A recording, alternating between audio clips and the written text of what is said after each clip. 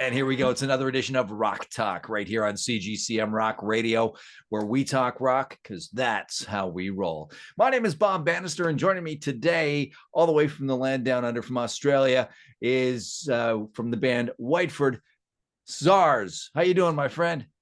Good, man. Thanks for having me, Bob. Great to have you here. And you know what? We received your song Water about a week ago. You emailed that to me. And Yeah. Great track. Great track. Love it so much. Thank you very much.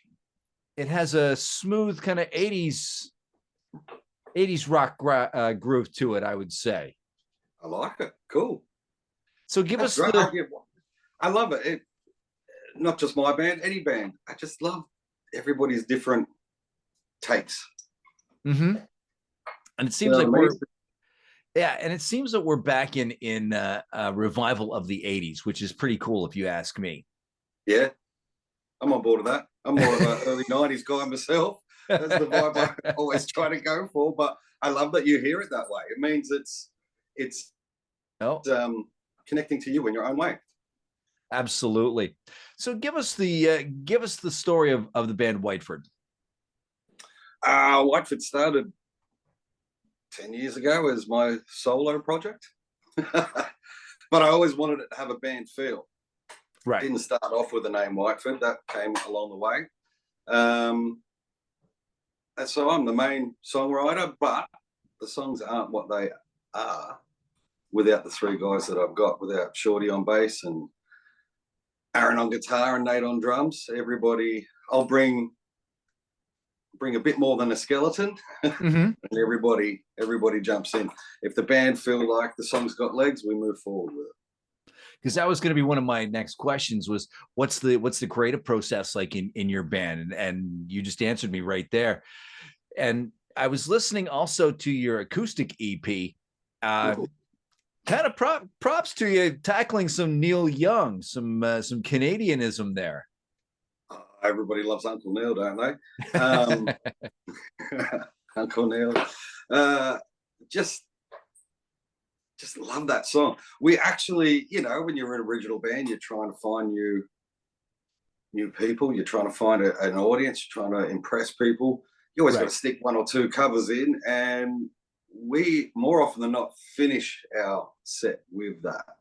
Okay. And we've worked out a way to come out of one song into that. Just try and end up on a high and everybody jumping and everybody bopping. I mean, so many people, even if they don't know the song in full, they know that chorus. And you look out, sing along all the time. It's so much fun. It is. The next thing I'd love to try and tackle, because I'm an all thumbs rhythm guitarist. Right. I can solo to save my life. But that solo in the middle of Cinnamon Girl. Oh, hey, I can do that. I probably won't find it in the moment, but I'm going to try and find down. Just that one note in the rhythm. The one note solo. Oh, I love that song. That song, whenever I'm feeling, if we're in the car and I'm feeling a bit annoyed about something, my wife will just quietly put Cinnamon Girl on. And I'm like, oh, all's right with the world. I don't know what it is about that song. It just lifts my spirits. I love it. And it's funny you mentioned that. I was in a jam band when I was in college, and it was a bunch of us radio guys get together on a Friday night, have a few beers, and jam out some tunes. And that was one song we always came back to because both guitarists could play the guitar solo. Yeah. Well, Aaron is amazing. He could do that tail solo of that song without even thinking. Right. It'd be so cool. And it's funny that Neil Young is, God bless him. Like you said, everybody loves Uncle Neil, but he's a man that's based his entire career on singing off key the entire time. It's me. That's me. No. I can do that. I do it, but it's not intentional. I just can't sing. I remember in my very first original band in my late teens, we had a friend who was very kindly trying to manage us, and he would describe my Zars doesn't so much sing, it's more of a controlled scream. I'm like, oh, thanks, mate. Thanks. Yeah. Trying to sing here. Well, from what I can hear, you're doing a great job. Man. You're quite welcome. And you know, I've been interviewing a lot of Australian bands lately, and it just seems like your music scene is just exploding. Like there's like bands coming out of everywhere. There, there's so many. I'll hear a band. I know the band name, but don't know their sound. Go jump on YouTube or something. Go and try and find them. Yeah, lots of people are trying. Hard thing is where to play. Yeah. Lots of cool venues in the city, but not a lot of people want to travel out to the middle of Sydney. It's hard. It's hard, but it's fun. You know, it's worth the try. I think there's a lot of parallels between Canada and Australia in that manner. I mean, you've got a few big cities, and they're stretched out few and far between. Canada's the same way. You know, if you want to do something here, you got to go to the big city. But to get to the big city, you got to travel a few hours, at least for me, anyway. And it's the same way for bands. You know, they've got to travel if they want to make it. But then you've got an extra hurdle. You can tour all around Australia, but where do you go from there? You go New Zealand, Japan? Probably, if you're not being found in the States or Canada or Europe and bunny hop straight to there, the probable stepping stone is Japan. Right. Like I found you because of watching your interview with Sam from Midnight Devils. We played with them here in Sydney, and they were telling us most American guys, they just can't wait to get to Japan. I'm like, oh, not too many people talk about playing Japan here.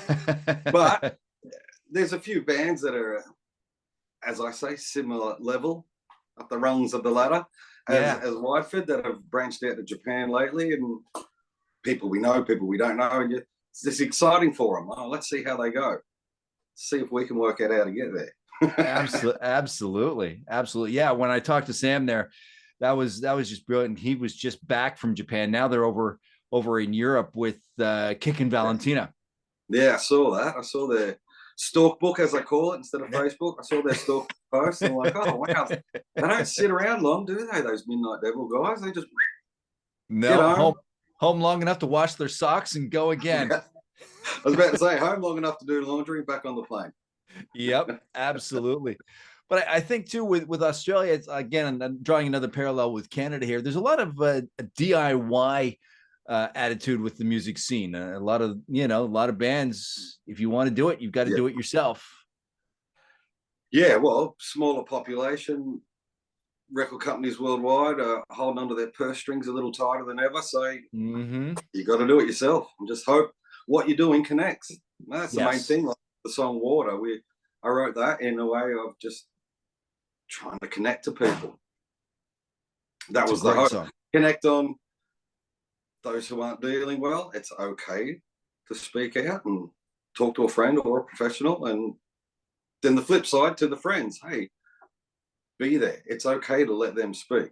You know, so long as they're not living 24/7 and blah, blah, blah, because that's hard for everybody. How do you help someone like that? Exactly. But you can help get them out of living like that or feeling like that, you know. And sometimes it's just to sit and listen. Sometimes don't even give advice. Just sit and listen. That's right. That's the best gift you can give right there, is opening your ears. Yeah.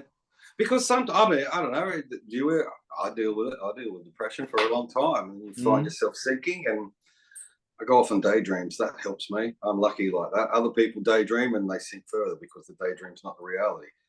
I'm pretty lucky to. With me, it's anxiety, and it's music that's usually my lifeline out. Yeah, I either daydream about being able to buy this amazing house with a studio, or I daydream about where's that song? What is that song? What's going to connect even bigger than the last song? Try and find that. So what can fans expect if they go and see Whiteford live?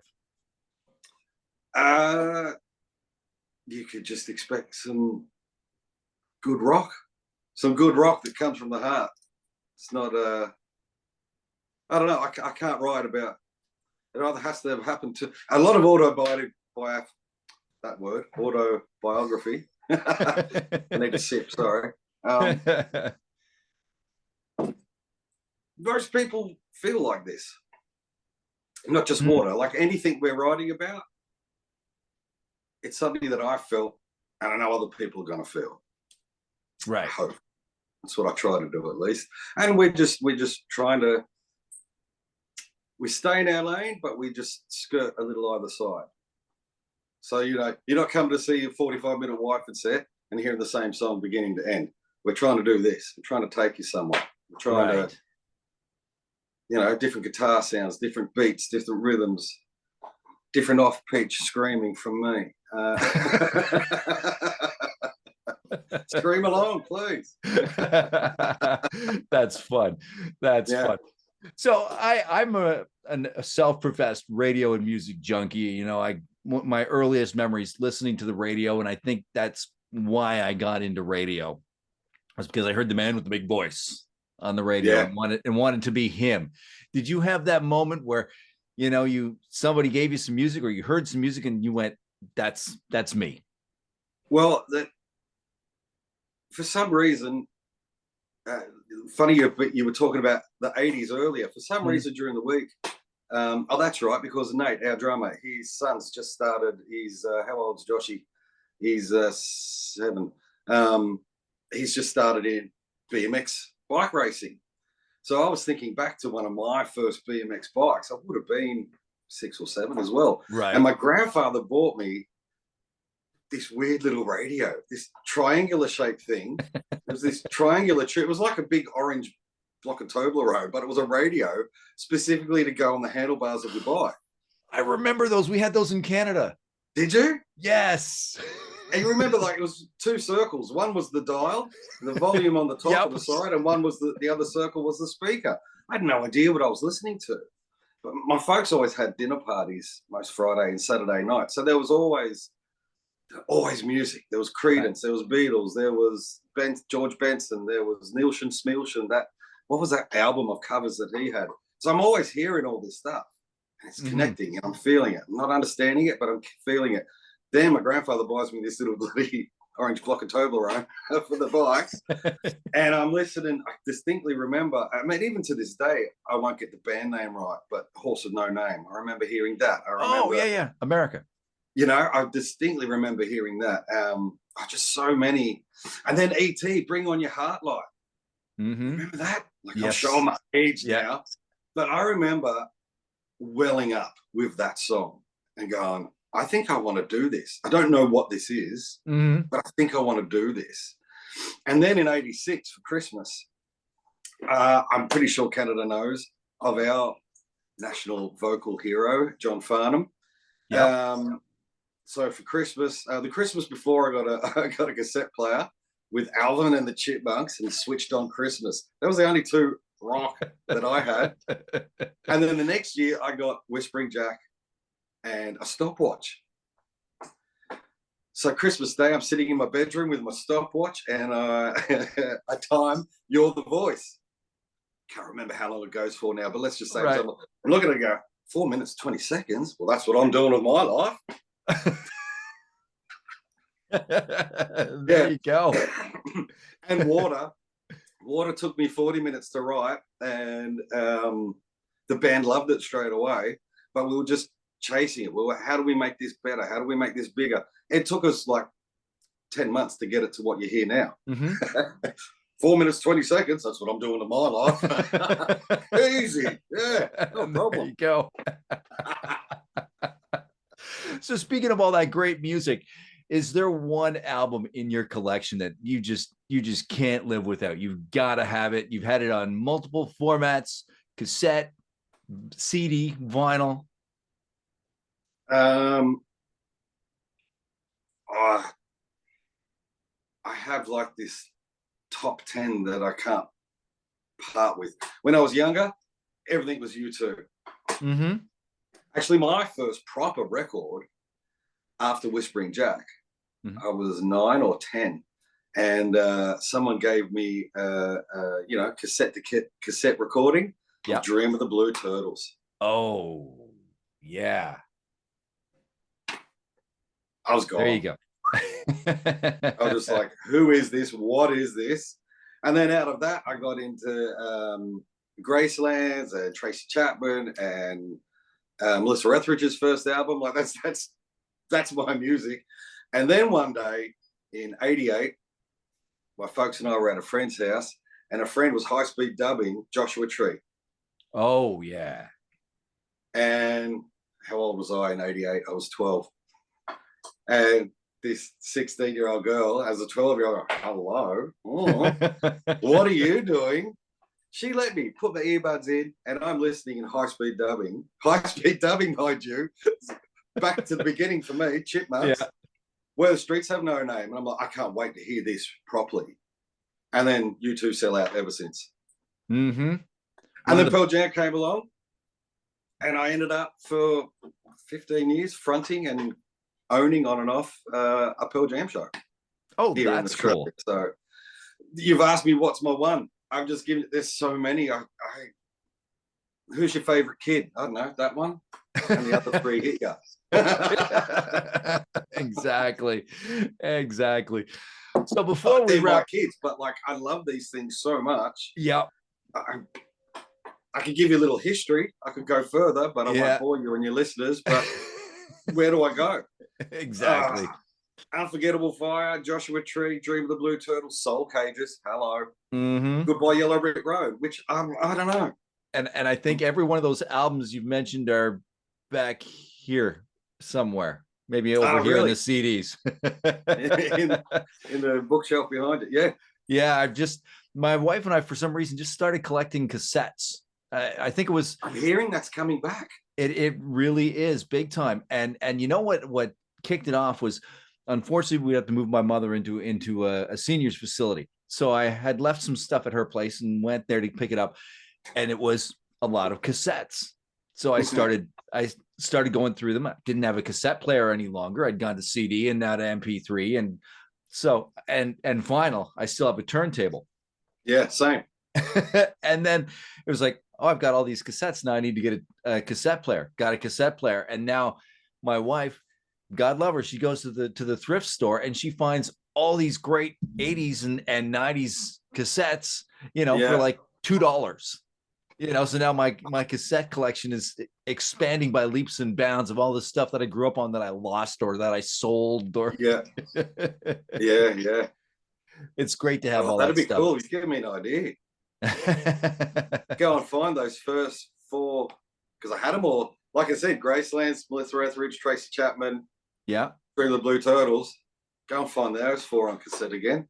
There you go. Check. But I've had them all because, like you said, I've had them all on cassette, and then either vinyl and or cassette at the same time, but they got doubled up, and then everything got moved to CD, and then loading all my CDs into the computer to get it onto the phone. Yep. Or just going straight to iTunes. I'm an iTunes dude. I don't go to. I got the Spotify account because of the band, but I'd rather go iTunes, buy it. Spotify can crash all at once. I've still got the song on my phone. Yeah, exactly. Absolutely. I remember that when Spotify started. I don't know. Do you remember this? My mate was trying to tell me how bloody good it is, and look at this. In the last 2 months, I've compiled 3,500 songs. And he goes to his laptop because that's what it was at the time. Yeah. Goes to show me. Oh, Spotify crashed. He lost everything. Yeah. I'm like, oh, good on you, mate. So you're paying how much a month for this? I shouldn't rag out on Spotify though. Oh, the internet robots are watching. They might harm us. I mean, Spotify's a way to get hurt, isn't it? Google's listening. Ooh, the overlords are coming.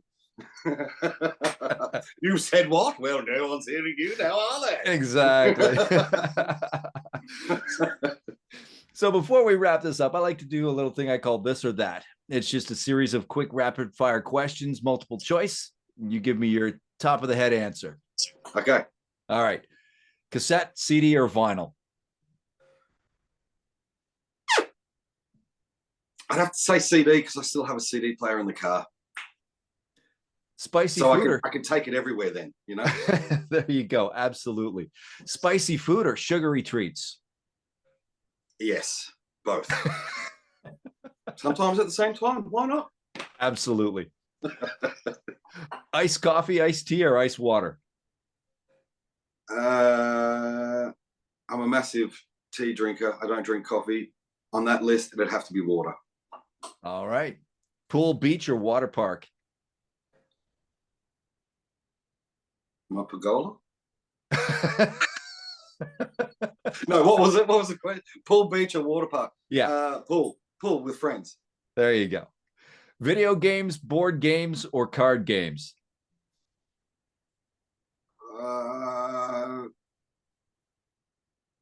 Probably board games. All right. All right.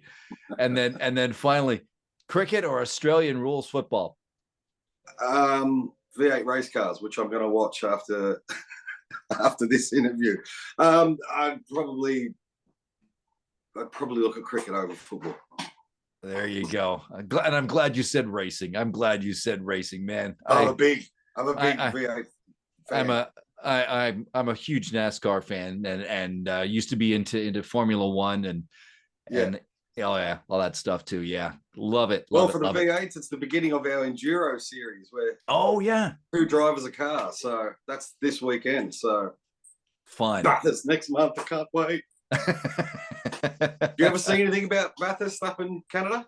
No, but I'll definitely Google it and look it up and yeah. It's a long day. Okay. It's a six and a bit hour race. Oh, okay. 1,000 kilometers. Wow. And now is it who starts on pole? There's multiple times, multiple years. The guy that starts stone motherless last often wins the race. So it's a rally race, is it? Like No. It's a 6.5 kilometer track. Oh, you start basically at sea level, and then it goes up the hill, and it goes down the hill. Okay. It's a massive track. Because I think the closest we've got here in North America is the 24 hours at Daytona, where they take the Daytona International Speedway and they use the road course, and they go for 24 hours, and they have a team of 4. Yeah.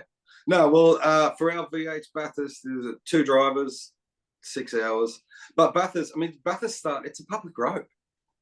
There's a handful of times a year, right, that it gets used for a international 12-hour, international 24-hour, a few different things. And then the biggest thing for us is the week of Bathurst.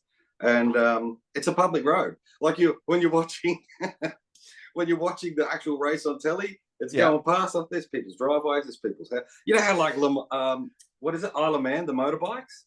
Yeah, and the Monaco Grand Prix too, where they're going through the streets of Monaco. Yeah, and you're just driving past people's houses. Yeah, fun. It used to be a lookout at the top. Right. And okay. They turned it into a racetrack. 50 years ago or something, and it's my family's 3rd Christmas. Nice. Everybody gets together for the Bathurst weekend. I can't wait. Very cool. Well, hey, we talk about everything other than music and the song. Well, that's okay, because that's the fun of Rock Talk. There's no real format. We just talk about whatever comes our way, and we have fun doing it. Man, I could talk underwater with a mouthful of marbles, so maybe you might want to shut me up.